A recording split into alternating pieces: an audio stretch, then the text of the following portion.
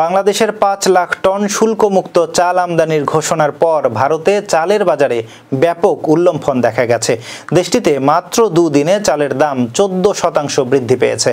ভারতীয় ব্যবসায়ীদের বাংলাদেশে চাল রপ্তানির তোড়জোড়ে দেশটির অভ্যন্তরীণ চাহিদা ও সরবরাহে সাময়িক ভারসাম্যহীনতার সৃষ্টি হয়েছে।